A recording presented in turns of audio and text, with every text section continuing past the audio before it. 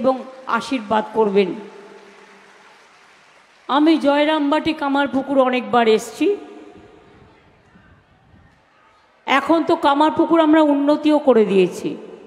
কামারপুকুরে এই অঞ্চলটায় প্রায় 80 কোটি টাকা ঢেলে আমরা উন্নয়ন করেছি, যাতে এই জায়গাটা দিয়ে যখন 3,000 3,500 কোটি টাকার একটা রাস্তা হচ্ছে, এটা মিদনাপুরের দাসপুর থেকে মেছেদা থেকে হয়ে এটা এই জয়রামবাটি কামারপুকুর হয়ে চলে যাবে বর্ধমানের নতুন গ্রাম হয়ে, বীরভূমের মোড় গ্রাম হয়ে এটা চলে যাবে উত্তরবঙ্গ।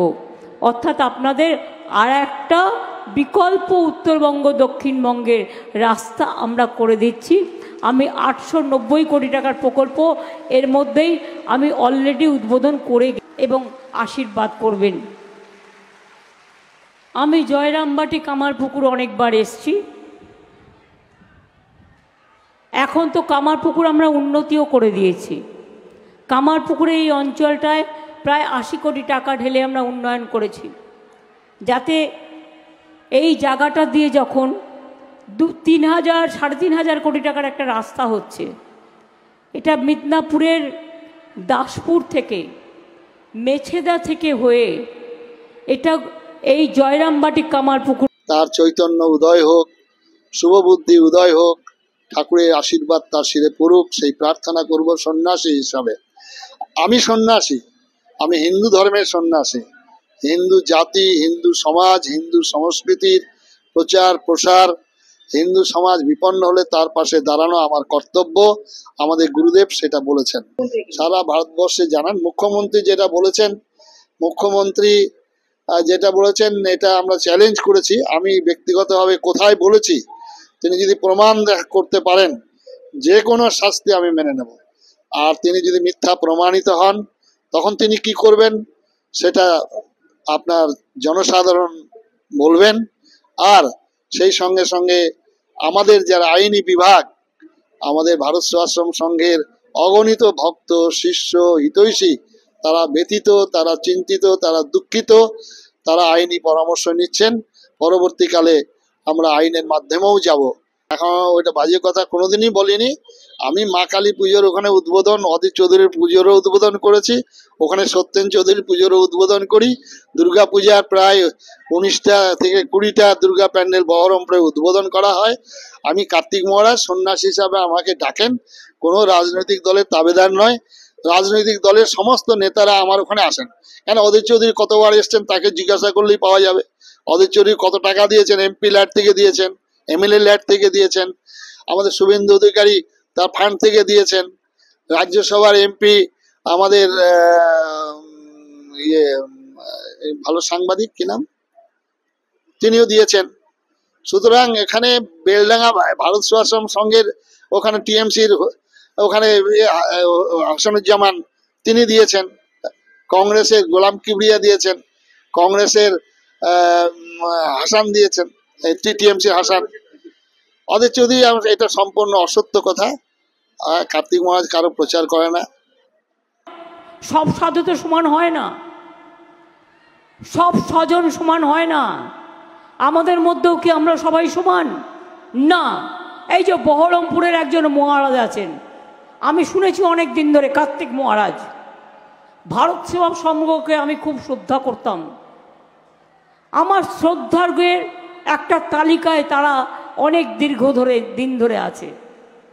কিন্তু যে লোকটা বলে আমি তৃণমূল কংগ্রেসকে এজেন্ট বসতে দেবো না, সে লোকটাকে আমি সাধু বলে মনে করি না। তার কারণ তিনি ডাইরেক্ট পলিটিক্স করে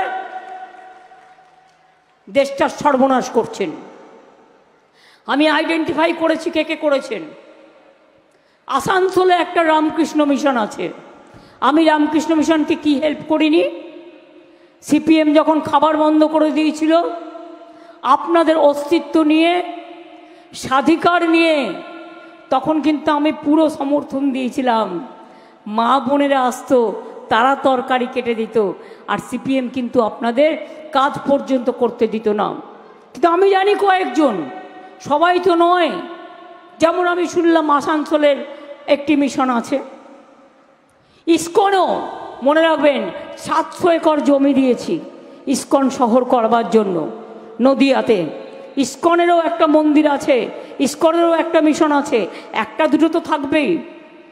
দিল্লি থেকে নির্দেশ আসে, বলে বিজেপিকে ভোট দেওয়ার জন্য বলো। কেন করবে সাধু সন্তরা এ কাজ? কিন্তু রামকৃষ্ণ মিশনকে সবাই সম্মান করে, শ্রদ্ধা করে।